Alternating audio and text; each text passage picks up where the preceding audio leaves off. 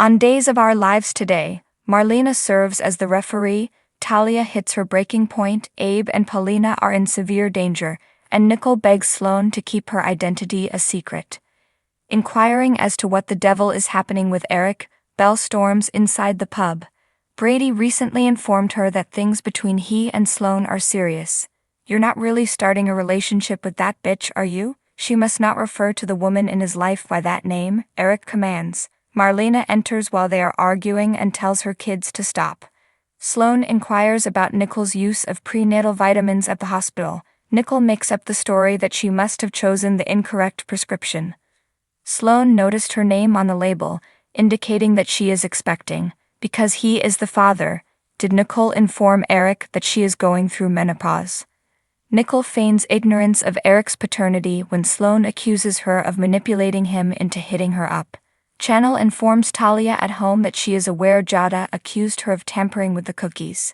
Channel is aware that she would never act in such a way. Jada is simply frustrated with the case, according to Talia, and it is now done. She is an example of love and forgiveness to Channel. After giving her a kiss, she invites her into her bedroom. Rafe and Jada learn at the police that Colin's last name is Bedford and that he was arrested for assault in London 5 years ago. Rafe recollects that Martha, Sloane's mother, had Bedford as her maiden name. They conclude that Colin, who is pursuing Paulina and Channel, is Sloane's brother. To find out what Talia knows, Jada wants to speak with her. Colin introduces himself as Health Inspector Cameron Fry to Abe and Paulina in the kitchen of Sweet Bits, while speaking with an American accent. Paulina accuses Sloane of destroying the biscuits and closing the bakery while he poses as an inspector. Paulina becomes enraged when Colin brings up Martha's passing. Colin is aware that Paulina hired people to cover it up, despite Abe's defense of his wife. Marlena tells Eric and Belle at the pub that she can't intervene in their adult-child antics since life is too short. She believed they would be content to still be alive and together when she returned.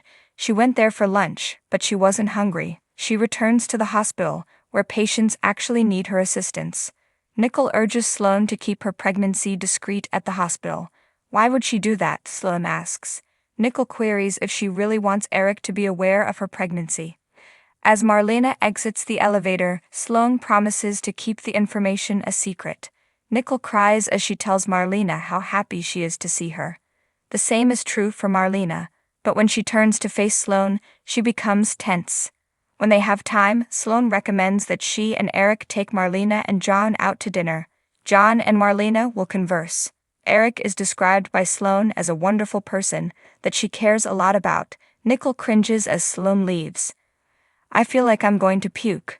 Eric and Belle are sitting at a pub table while still reeling from their mother's scolding. Eric insists he has complete faith in Sloane. The Sloane he knows wouldn't do the crimes of which she is accused. Then, Belle will try not to worry about him. She does, however, invite him to continue to worry about her. Eric queries Sean's condition. By shooting Beau, Belle describes how he is being tormented. She ought to be there with him, but since he won't answer her calls, she isn't even sure how to find him. This is why, she says, she has been so harsh with Eric. She reasoned that she could instruct him on how to conduct his life as she is unable to organize from the station, but she doesn't respond. Rafe and Jada proceed to the pub, where she frequently has lunch. Regarding Channel's involvement in Martha's passing, Colin keeps badgering Abe and Paulina in the bakery. They list all the threats they got, presuming Sloane was behind them. When Colin paraphrases the ominous words, Abe observes that the news wasn't filled with information. "How is it possible that he knows that?" "Who are you?" gasps Paulina. Colin scowls and holds out a rolling pin. In the bedroom, Talia slips off Channel's top as they kiss. Talia's top is undone by Channel, who then kisses her neck. Talia leaps up as they recline back on the bed. She doubts her ability to accomplish this. Marlena identifies Nicole's pallor while she is in the hospital. Nicole claims that her sick feeling has subsided. It was Sloane that made her want to throw up. Sloane declared that she would maintain her secret, which Marlena overheard. Sloane lied and said Nicole was in menopause and he was just trying to get on her nerves. Marlena is understandably shocked and offers to listen any time the woman wants to speak. Sloane enters the bar carrying a white pharmaceutical bag. She receives praise from Belle for being content with Eric.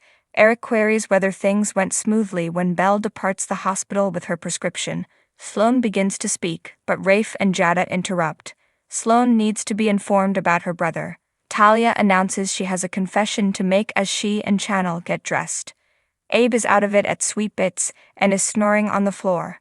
Paulina worries about him and queries Colin about his motivation. He paraphrases his menacing text in his thick English accent.